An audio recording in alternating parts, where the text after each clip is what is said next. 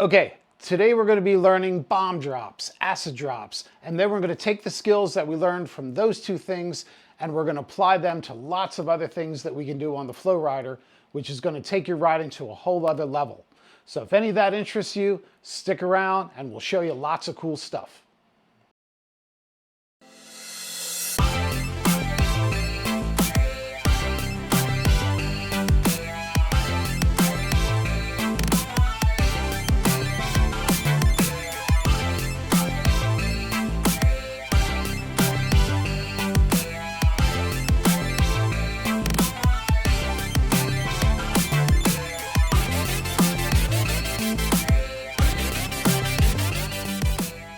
Okay, bomb drops and acid drops.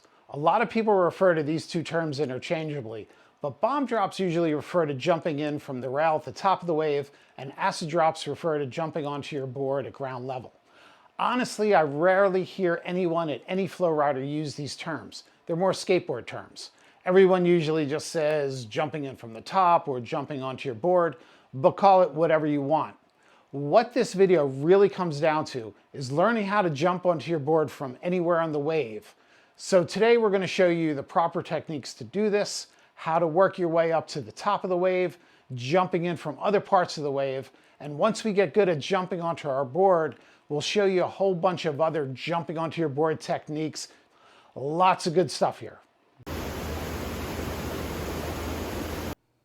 First off, two skills that you should already know how to do before learning this are sharp carving to burn off speed and being able to do a tail drop from the top of the wave. Tail drop is good to know because it's going to give you the feeling for starting from the top of the wave and picking up speed quickly as you come down the wave. And carving is important because once you pick up that speed, you're going to need to burn it off very quickly at the bottom of the wave by doing a sharp carve or two.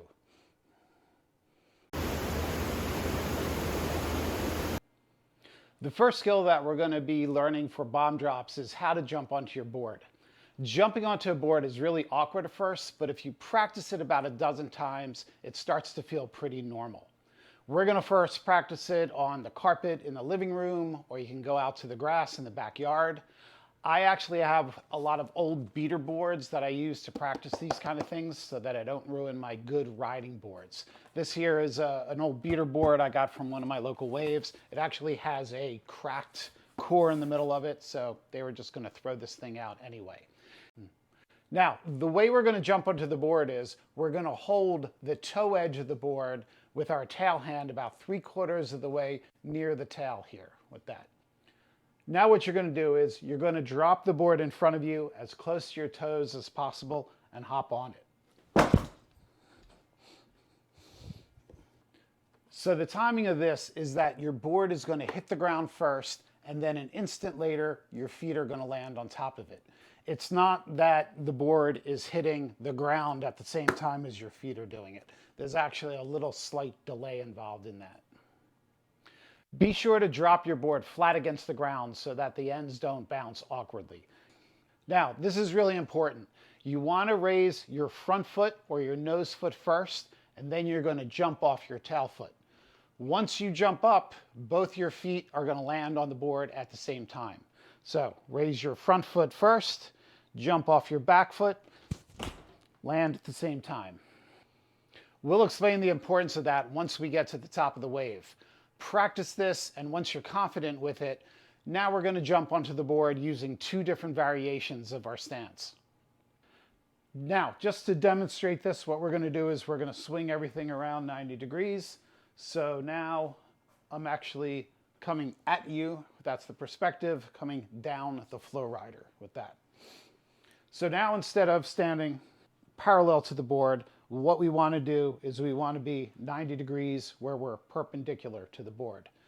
We're going to jump on it the same way, but we're just going to do a 90-degree pivot. So once again, we're going to lift our nose foot first. We're going to launch off our tail foot, do a 90-degree rotation, hop on the board. Then what you're going to do is you're going to pick up your board. We're going to hold it, exact same area there, and we're going to jump onto it. Now, the second variation is similar to the first, but with this one, we're just taking a step. So what you want to do is start behind the board. You're going to take a step with your tail foot so that your foot's right next to the tail. And then we're going to pivot and jump onto the board, just like that. Now we'll just show it using the hand holds, pretty much the same thing. What we're going to do is we're going to take a step forward, drop the board, and hop on it. Okay, so practice those two variations until you're pretty confident with them. Now what we're going to do is we're going to take everything onto the wave.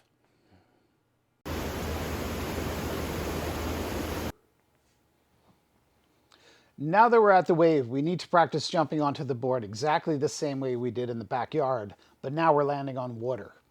We're going to start down in the flats. Now, all Flowriders have that shallow water towards the sides. We want to jump onto our boards and land it in the deeper water, so you may have to walk into the shallow water a little bit to start. This Flowrider down at Showboat has a lot of that shallow water on the side, so I'm going to walk into it and get into that deeper water. Some Flowriders like Kalahari here, you can stand right at the edge of the current and jump right in and you'll land in deeper water. Once we get the feeling for landing in water, we're going to start moving up the wave so that the incline gets a little steeper each time. As you get confident at each level, then move up the wave a little bit more. Make sure to lift your front foot first and jump off your back foot. Now there are two important things to remember as you move further up the incline. First is to tilt your board so that it matches the incline of the wave that you're at. Matching that incline is going to give as minimal movement as possible to the board when it hits the water. If you don't tilt the board and keep it parallel to the ground, what'll happen is the tail of the board is going to hit first and your board will bounce with some awkward motion, which makes it a lot harder to land your feet on the board. Here you can see the heavy board bounce, which will usually result in a wipeout. Also, and this is very important, you need to match the angle of your body with the angle of the incline. If you're landing on your board and you keep falling backwards where your board is shooting out in front of you, then you're landing too straight vertically. You're not matching the incline angle and you need to angle your body more forward.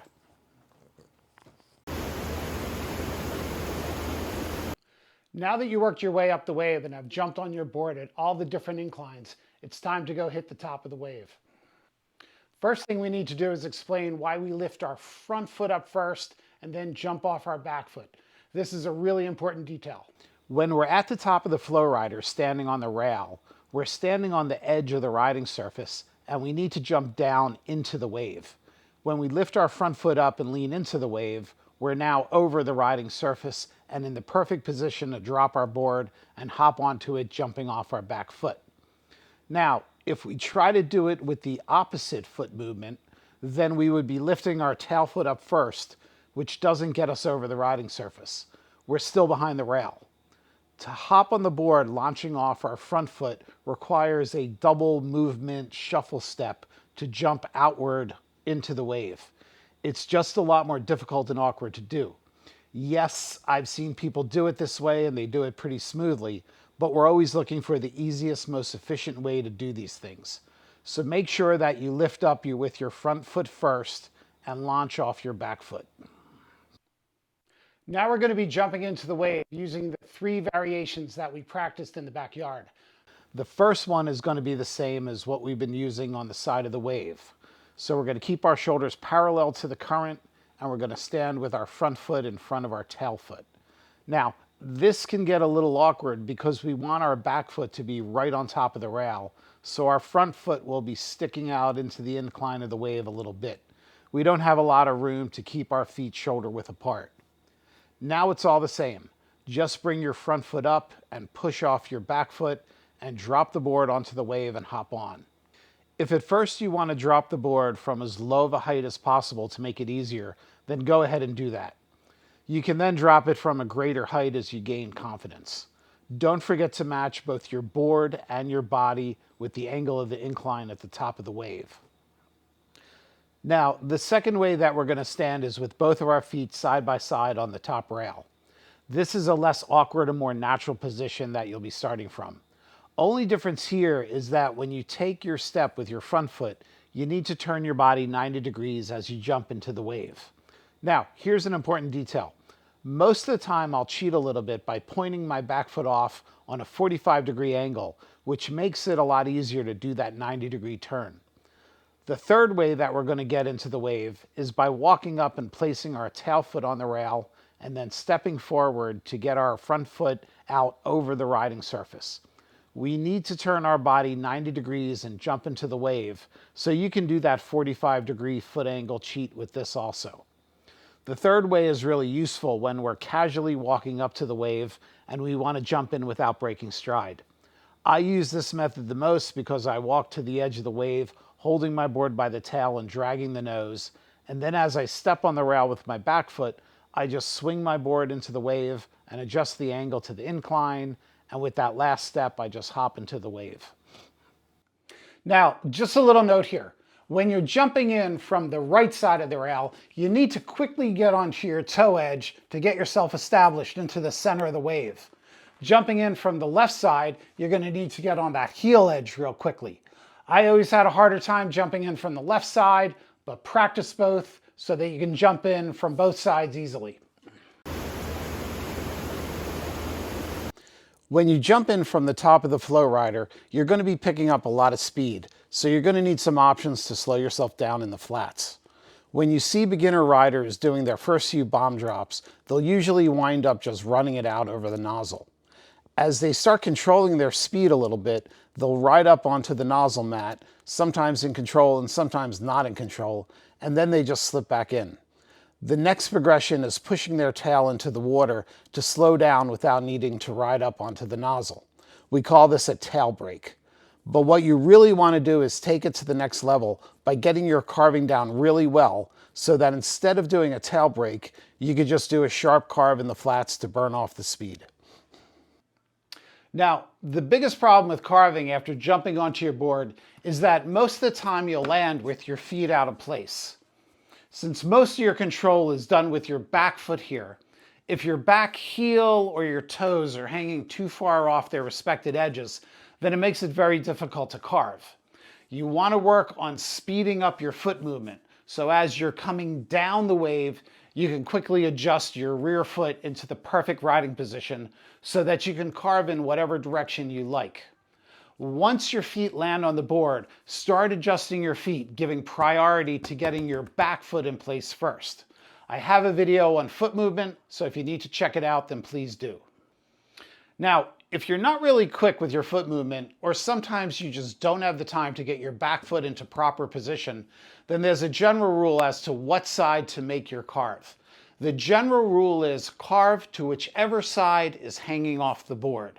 The reason for that is whatever side is sticking off the board, you'll still have part of your foot over that side's back control edge. Backside control edges are here for the toe and here for the heel. So if your toes are sticking off, then you can still work that toe side control edge for the toe side curve. If your heel is sticking off the edge, then you can still work that heel side control edge for a heel side carve. Be aware that it's perfectly okay to drag your toes or your heel in the water as you're carving. Now, with your heel or toe hanging off, you still always have that other option of doing a tail brake, which you can do just fine with part of your foot hanging off.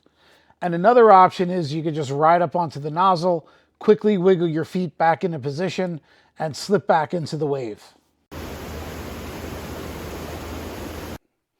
Let's talk about jumping in from the nozzle. It's basically the same, but your grip and your footwork are done in the opposite order of jumping in from the top. Instead of grabbing the board with your tail hand, you're going to grab the board with your nose hand, grabbing the toe edge up closer to the nose of the board.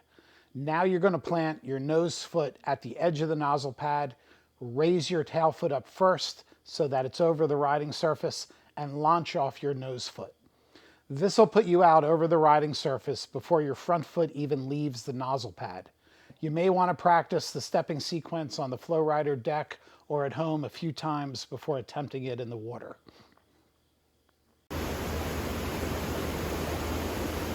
So that's it for part one of bomb drops. Our goal is to be able to jump into the Flowrider from anywhere on the wave.